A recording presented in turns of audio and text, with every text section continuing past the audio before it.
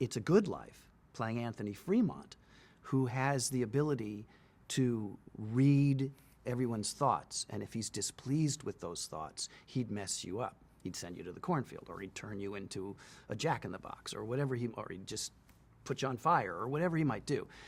Anthony Fremont was a character that I loved playing, because even though he wasn't Superman or Zorro, he wasn't a caped superhero or anything like that, but he was the epitome of the most powerful superhero you could imagine.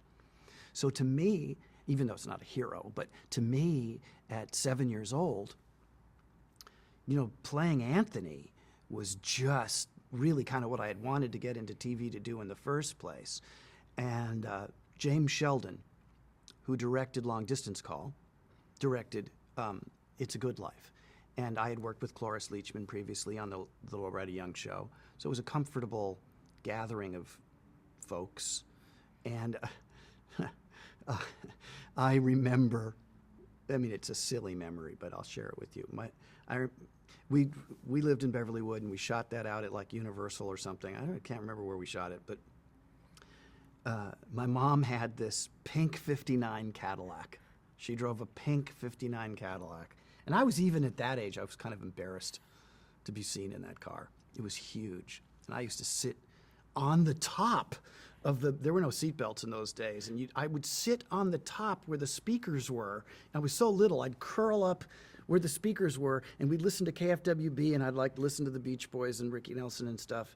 But I remember driving to and from that gig, using Anthony's powers to make the lights green. I mean, I carried Anthony Fremont. There's two characters I've probably carried with me, which is silly. But, you know, one is Anthony Fremont, the other is Will Robinson.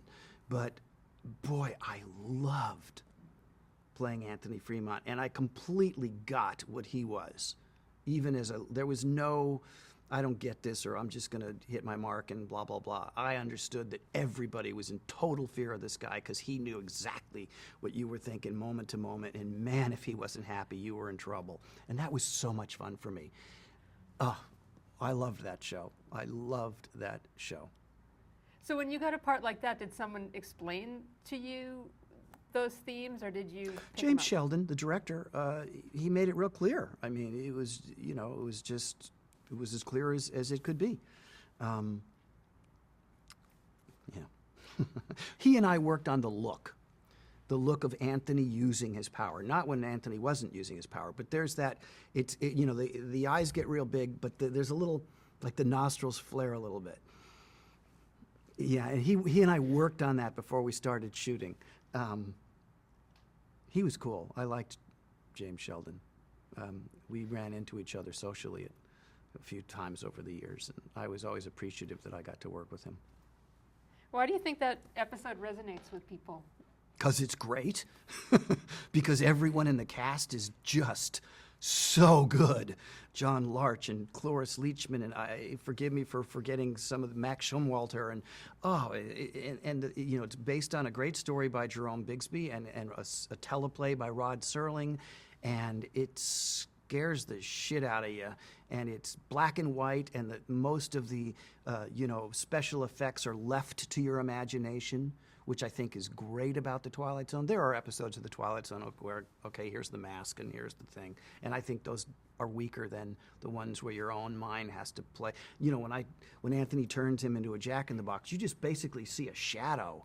You know, you see a beat of that head, but it's mostly left to your imagination. And the choices there were just great. And I you know, there's a lot of people who want to explain the hidden meaning of that show, that undisciplined children or the undisciplined United States will turn. I mean, all that stuff, that may be well and good, but to me, he was just the ultimate mutant, and he was cranky. I loved that show. Really, really proud to be a part of that one. So then in 2003, you actually did a sequel to it. Yeah. So talk about that. Well, that was a real treat. And as far as I'm concerned, if that bookends the whole bit, you know, that's cool. My friend and neighbor, Ira Bear, was offered the opportunity to produce a revival of the Twilight Zone for, I think it's UPN. And he came to me. I had done a Star Trek Deep Space Nine for him. Our kids went to school together. We're good friends. He came to me and he said, boy, I don't know if I'm going to take this gig, you know?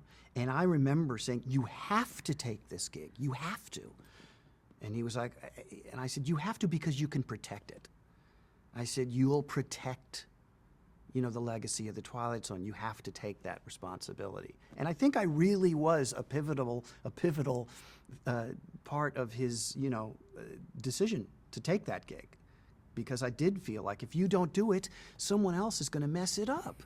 And you can't let the Twilight Zone get messed up. I would have preferred initially, don't do it. Don't anybody do it.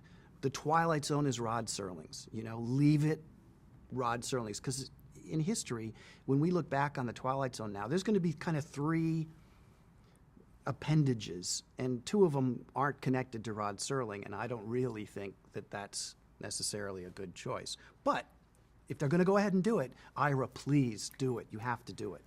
And this was long before we knew that we were going to do a sequel to It's a Good Life. That was actually my idea. You know, he took the series and he started doing it, and I said to him, wouldn't it be interesting to see what Anthony Fremont was up to now? And he went, oh, yes. And Cloris was a friend. I had been in a band with her son, George, and I saw her, you know, reasonably often. I said, we could get Cloris. I know she'd do it. And he was like, wow, that's an idea. So I wrote a treatment for what I thought it would be like. And he wrote a treatment, and we exchanged them. And his treatment included my daughter, Liliana, who had started working on camera, you know, a little earlier than that. And so I really liked, you know, his idea. It was like, wow, how cool if we could go back to something that classic. I mean, TV Guide had called It's a Good Life one of the best 100 shows of television, which is a very, you know, I mean, it's nice. It's not going to get you pizza, but it's still nice. It's very flattering to be a part of something like that. So to include my daughter and work with Cloris again was just too good not to do. And Ira is a very honorable man. And obviously, you know, we went with his outline. And he gave me his word as a gentleman that if I didn't like this script, he wouldn't do it. That he wouldn't do it with anyone else. He would not cast anyone else to do this. And if I didn't feel the script that he delivered to me was something Rod Serling would have given a thumbs up to, that he said, I'll pull the plug on the whole thing, which was very generous of him. And I loved his script.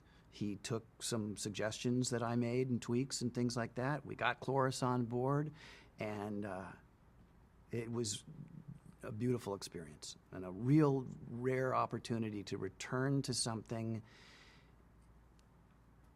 that is a benchmark in your career and feel good about it, you know?